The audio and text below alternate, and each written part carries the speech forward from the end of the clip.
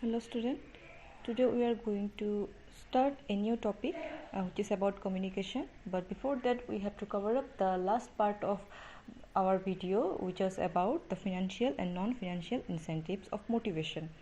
So students, we have already discussed about the motivation and what the importance and what is the features of motivation, and in this video we are going to learn that various methods through which an organization can give motivation to its employees, and as per the organization's point of view the motivation can be divided into two categories. Okay, one is financial and another one is non-financial incentives. So let's start.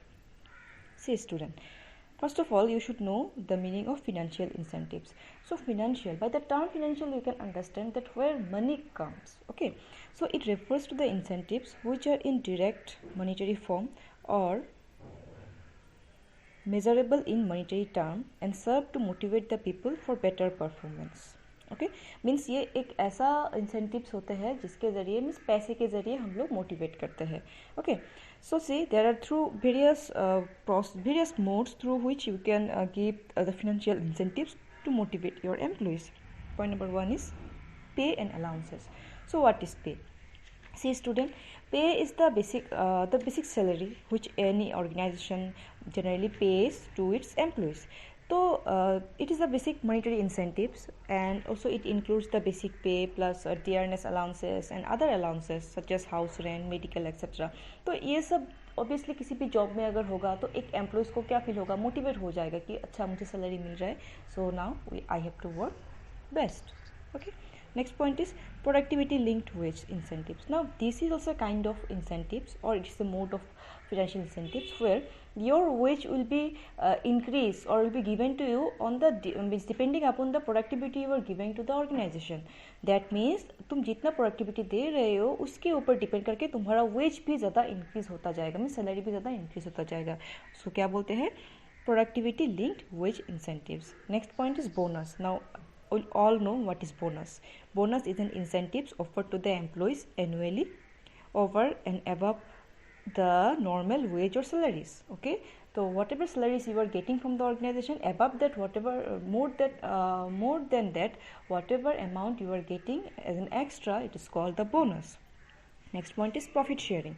So what is profit sharing? See, profit sharing is meant to provide a share to the employees in the profits of the organization. Means the employees are getting the salary every month, that's okay. But apart from that, at the annual, when the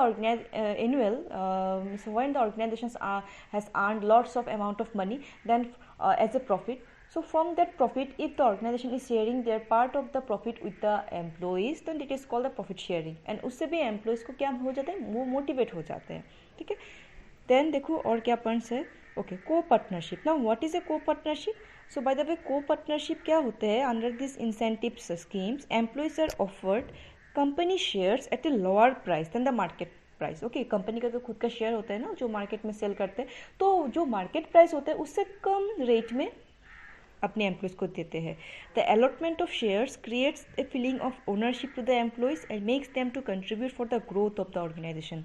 means मान लो market में उस share का price है 100 rupees, तो employees को कितने में मिलेगा, 80 रुपीज़. ठीक है, तो वो 80 रुपीज़ में जब एम्प्लॉयज़ को देंगे तो एम्प्लॉयज़ को भी फील होगा कि okay they are also means they are also part of the organisation and वो भी ऑर्गेनाइजेशन के ग्रोथ के लिए कुछ कर रहे हैं. ठीक है, शेयर कंपनी शेयर क्यों सेल करते हैं, obviously so that company can earn the money, so company can get the money and invest them in the productive purpose.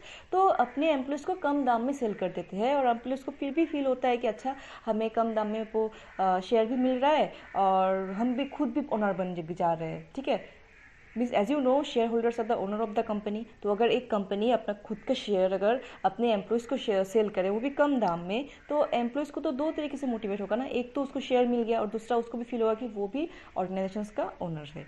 Next क्या होता है, retirement benefits. Okay, lots of retirement benefits are given by any company to its employees. Okay, उसमें miss like a pension, जैसे government में अब sector में pension वगैरह मिलते हैं. ठीक है, देन प्रोविडेंट फंड, ये सब मिस रिटायरमेंट के बाद ही मिल जाते हैं, तो वैसे ही कंपनी भी ट्राई करते हैं, प्राइवेट सेक्टर में ट्राई होते हैं. देन फ्रिंज बेनिफिट्स क्या होता है, एक्स्ट्रा जितना भी बेनिफिट्स होते हैं और apart from the pay and allowances, वो सब लाइक मेडिकल, बच्चों के लिए पढ़ाई, education for children, recreation facilities, घूमने फिरने जाना, लीव ट्रेवल कंसेशंस, ये सब कुछ मिलता है फ्रिंज बेनिफिट्स में।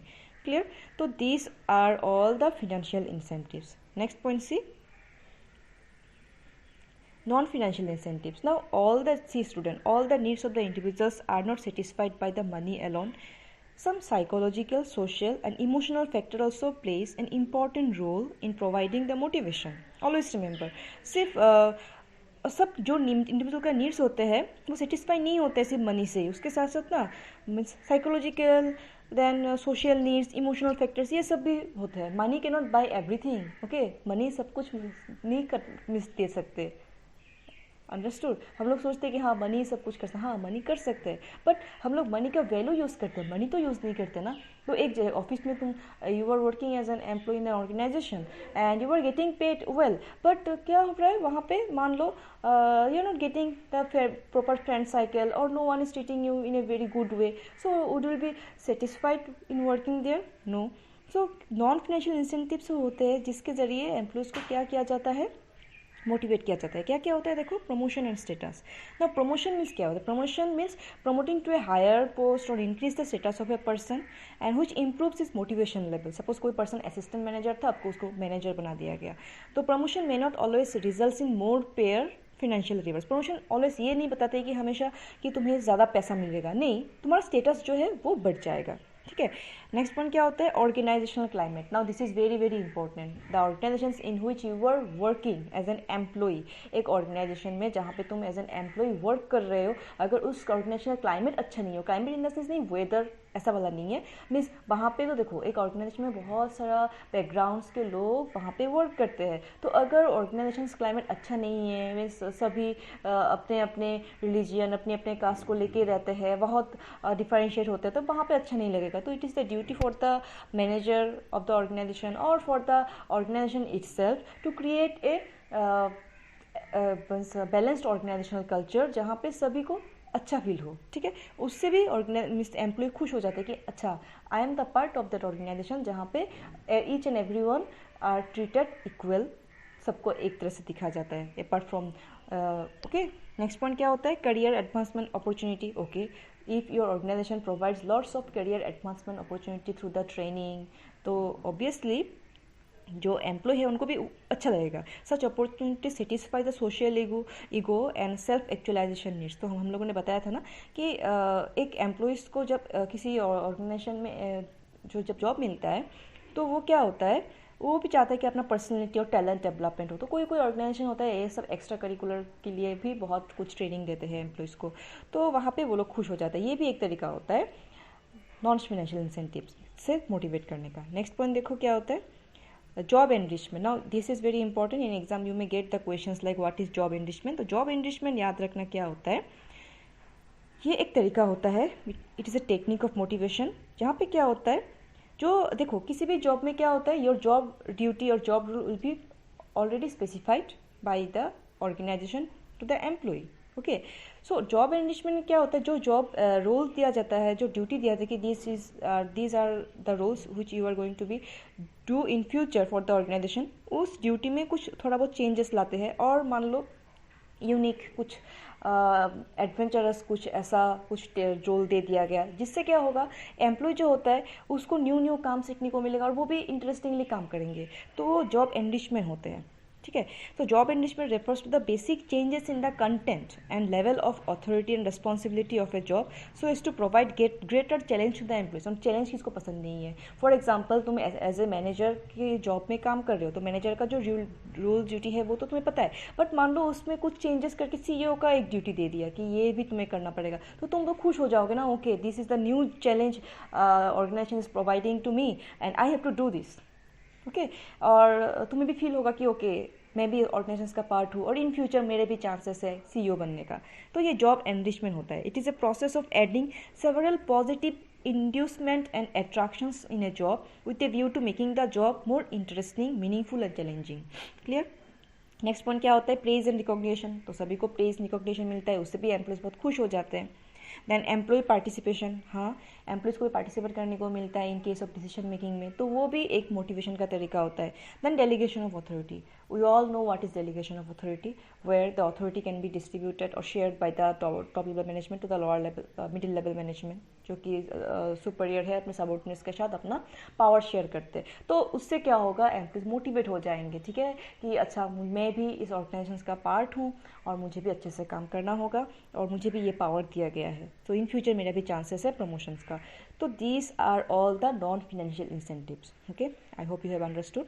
Next point, see the communication. So in this video we are just going to cover up the communication and its feature. So what is communication? Student, you should know that communication is also one of the elements of direction. So communication is relevant to all the functions of management. ऐसा नहीं कि direction function में ही चाहिए, सब function में चाहिए communication होना बहुत ज़रूरी है.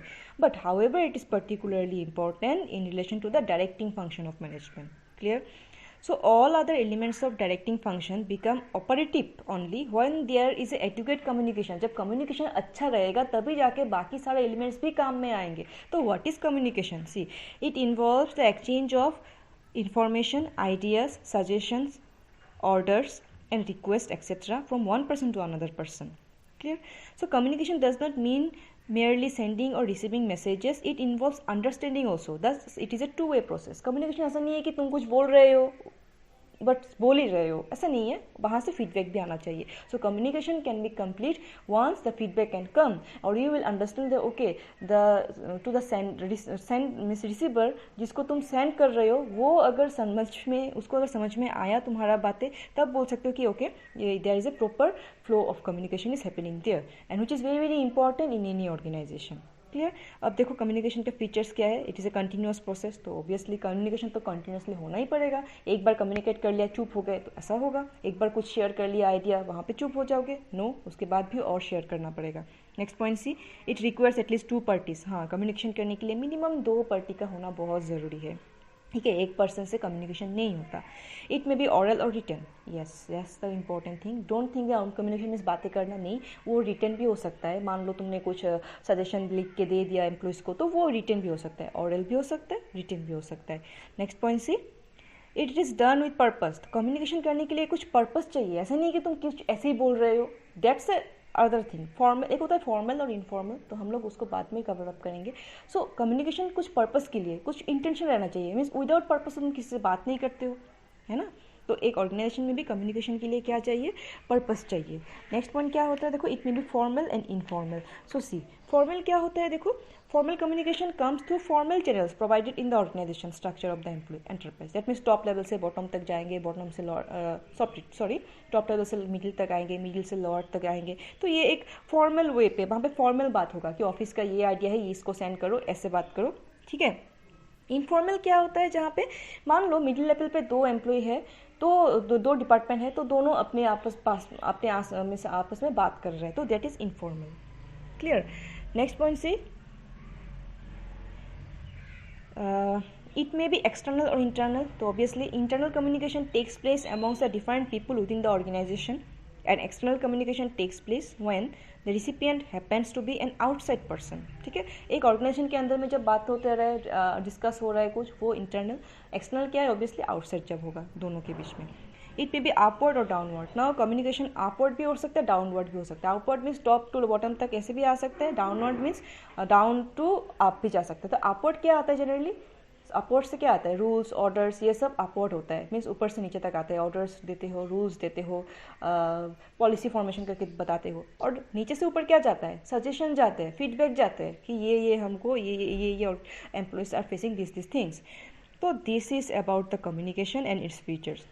So in next class we are going to cover up the various communication process. So I hope student you have understood. If you have any doubt, you can write down in the comment section. That is for today. Okay. Thank you student.